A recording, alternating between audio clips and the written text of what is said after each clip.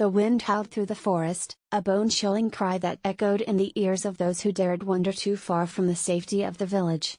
Deep in the heart of the woods stood an ancient stone ruin, overgrown and forgotten by time. It was here, beneath the light of the full moon, that the curse was born.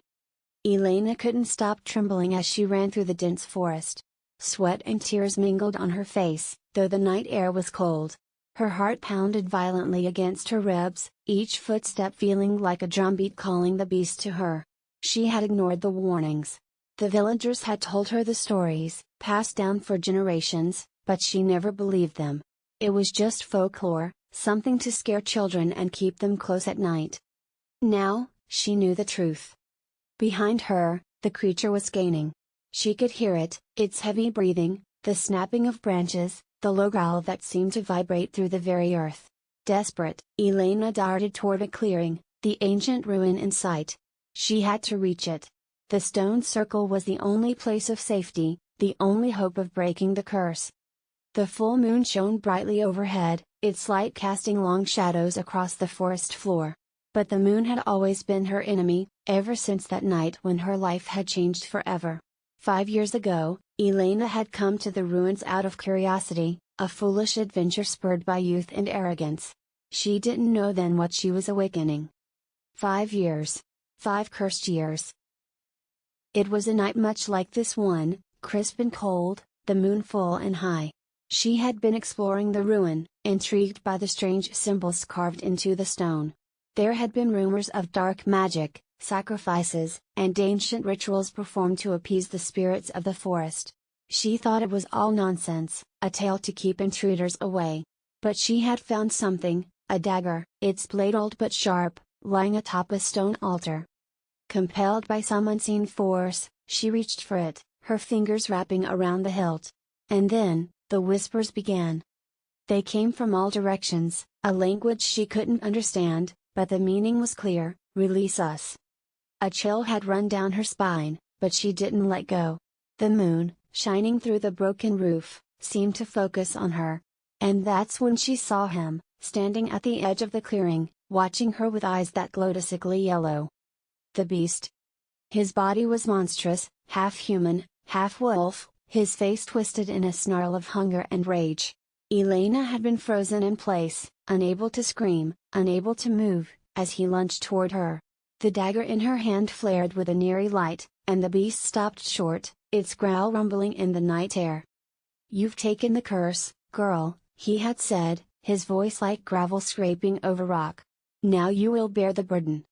She had blacked out then, only to wake up the next morning in the ruins, alone. At first, she thought it had all been a dream, a nightmare brought on by her wild imagination. But the changes soon began. The nightmares. The sickness. And then, the transformations. Elena tripped over a root, crashing to the ground, gasping for air. The creature's growl grew louder. She scrambled to her feet, forcing herself forward, closer to the circle of stones. If she could just reach it before the transformation overtook her. She could already feel it coming, the way her skin tingled, how her bones ached and shifted beneath her flesh. It was always the same. Every full moon, her body betrayed her. But tonight had to be different. She had researched, scoured old books, and even consulted the village's last remaining witch. There was a way to end the curse, to banish the beast forever. It required a blood offering at the very place where it all began, the altar in the ruins. She had brought the dagger, the same one that had sealed her fate. But she had to act fast. Behind her, the creature howled.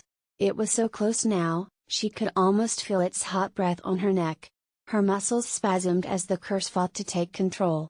She screamed, pain erupting through her body as her fingers twisted into claws, her teeth sharpening into fangs. But she wouldn't give in. Not yet. Not until she reached the altar.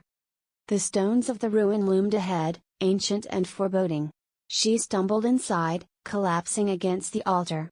The dagger glinted in the moonlight, as if mocking her. Her vision blurred, her senses sharpening as the curse took hold. She didn't have much time. The beast burst into the clearing, its massive form silhouetted against the moon. It snarled, saliva dripping from its jaws, eyes glowing with that same sickly yellow light.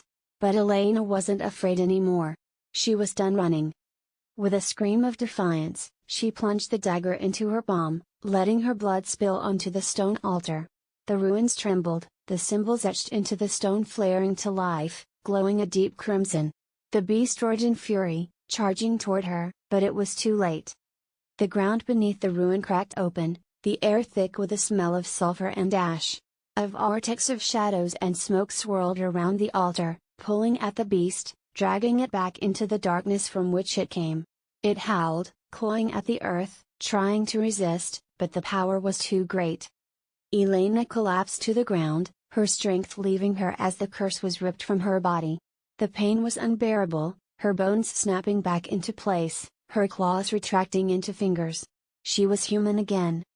The beast let out one final, agonizing cry as it was pulled into the abyss,